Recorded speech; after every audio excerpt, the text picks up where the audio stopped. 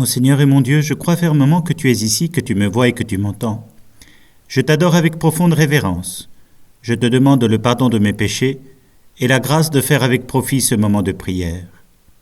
Ma Mère Immaculée, Saint Joseph, mon Père et Seigneur, mon ange gardien, intercédez pour moi.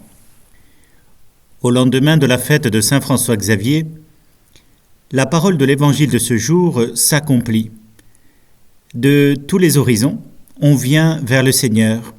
On vient participer au festin des noces où se trouvent Isaac, Abraham, Jacob, tous les prophètes. Et il est étonnant de constater que cela est possible parce que Saint François Xavier a quitté le confort de ses études parisiennes pour partir, forger son âme à la suite de Saint Ignace et sur son ordre, s'orienter vers les vastes horizons de son époque. Il est parti jusqu'en Inde, puis jusqu'aux Philippines, et enfin c'est le premier grand missionnaire qui atteint le Japon. Et c'est ainsi que des milliers de personnes ont pu connaître Jésus et pu correspondre à l'amour que Dieu a voulu révéler en Jésus-Christ. Pourtant, quand Jésus dit que beaucoup viendront de l'Orient et de l'Occident pour participer à ce festin des noces, il parle d'un païen. Il parle du centurion, un Romain qui a demandé de l'aide à Jésus pour qu'il guérisse son disciple, son esclave. Et Jésus a accepté en louant la foi de cet homme.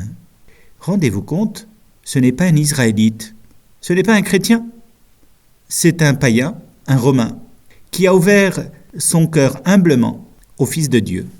Et ce n'est pas le seul.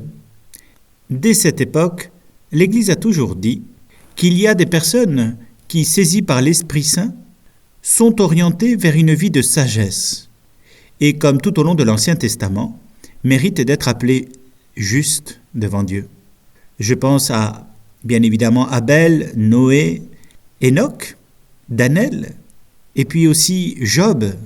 Rappelez-vous, Job, ce n'est pas un juif, et pourtant, il va être confronté au mystère du mal dans son épaisseur. Et toutes les questions que l'on peut se poser jusqu'alors, il va les affronter grâce à ses amis. Et on verra quelle est la réponse dans ce livre de Job à la question de la souffrance, telle qu'une mentalité juive peut répondre.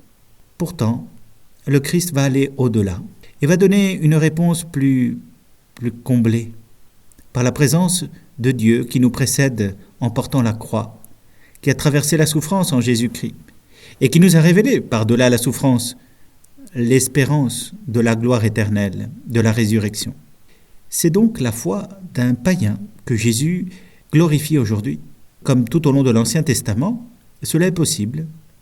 Je pense aussi à Melchisédek, ou encore à la reine de Saba. Ils n'étaient pas du peuple juif, et pourtant, ils furent reconnus justes, tenant de la foi au Dieu vivant. Je crois aussi que beaucoup de gens, dans des traditions religieuses différentes, peuvent entendre avec droiture et simplicité l'appel et l'action de l'Esprit Saint en eux. Et même si le discours religieux ambiant dans lequel ils vivent ne correspond pas à la vérité telle que Dieu l'a voulu manifester en Jésus, ils la suivent quand même en pratique. Il existe aussi des chrétiens qui, tout en ayant une connaissance très approfondie parfois de la vérité évangélique, ne la suivent pas. Jésus nous a dit qu'il préfère ceux qui aiment plutôt que ceux qui disent, que nous serons jugés sur l'amour bien plus que sur la précision des paroles vraies que nous prononçons. Encore faut-il savoir si la vérité que nous servons, c'est par amour. Et c'est ainsi que parfois certains reçoivent la mission d'être des héros de la vérité pour témoigner de la plus haute charité. Il est effectivement des moments où témoigner de la vérité est un acte d'amour. Je pense bien évidemment à des témoins martyrs de la vérité. Je pense en particulier au prêtre polonais qui, dans les années 80, a été un témoin de la vérité dans un contexte de mensonge généralisé. Vous l'avez reconnu, il s'agit du père Popieluszko, qui fut en fin de compte emmené par des sbires de la police de l'État qui le tuèrent. Mais pendant longtemps, il a été un des rares à pouvoir témoigner avec amour pour son pays de la vérité. Et c'est cela qu'aujourd'hui le Seigneur loue chez le centurion. Cette capacité à reconnaître la source de vie qui émane de Jésus, même si c'est une autre religion, même si c'est un Israélite, quelqu'un qui n'appartient pas à son peuple romain. Encore faut-il relativiser. Le peuple romain, surtout dans son armée, assimilait des peuples de toutes les nations. Et on ne sait pas si ce centurion n'était pas un homme du voisinage, un sémite ou un turc ou quelqu'un pas forcément d'Italie. Mais voilà le grand mystère, que certaines âmes découvrent l'action de Dieu en eux et qu'avec simplicité et intégrité, ils correspondent aux différentes notions que l'Esprit Saint leur invite à réaliser. Si bien que, quand ils découvrent un chrétien, ils sont en accord avec lui. Ils reconnaissent que le discours du chrétien dit ce qu'ils vivent. Je pense par exemple à sainte Joséphine Bakhita.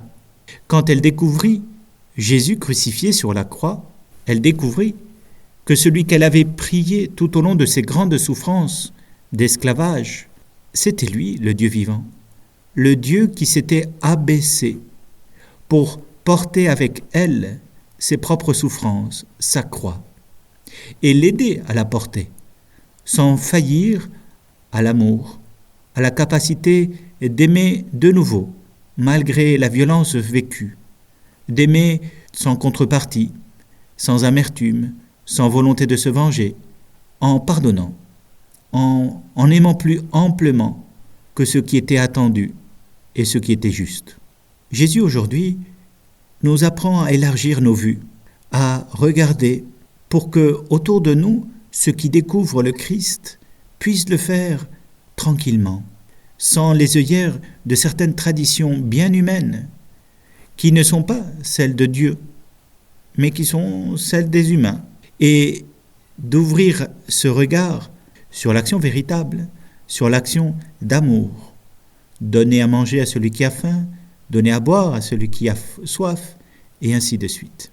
Un petit épisode de la vie de saint François Xavier m'a toujours interpellé. On retrouve d'ailleurs dans certaines œuvres d'art ce petit crabe au coin de la peinture avec une croix entre ses pinces. Vous connaissez peut-être l'anecdote. François Xavier allait sur une barque vers une île, et voilà que son crucifix lui tombe des mains. Il s'enfonce dans l'eau, et hélas, malgré ses efforts, il ne peut le rattraper. Il arrive sur l'île, et quelle surprise de voir arriver sur la plage un crabe qui a pincé ce crucifix entre ses pinces et qui l'amène sur la plage. Cette anecdote, elle a plusieurs lectures possibles, mais l'une d'entre elles, c'est que Dieu ne voulait pas que saint François Xavier annonce l'Évangile sans la croix. Il nous le rappelle, pour annoncer l'Évangile, il nous faut accepter de porter notre croix, de le faire avec joie, avec enthousiasme à la suite de Jésus pour sauver ce monde, et y compris la contradiction des païens qui sont appelés à se réjouir avec nous, un jour ou l'autre, quand ils accueilleront le mystère du salut accompli en Jésus. En cette veille de l'Immaculée Conception, toi et moi, prions-la, pour qu'elle nous apprenne avec pureté et intégrité à témoigner de Jésus en toute situation. Mon Seigneur et mon Dieu, je te remercie pour tous les actes d'amour et les inspirations que tu m'as données pendant ce temps de prière. Je te demande la grâce de les mettre en pratique. Ma Mère Immaculée, Saint Joseph, mon Père et Seigneur, mon ange gardien, intercédez pour moi.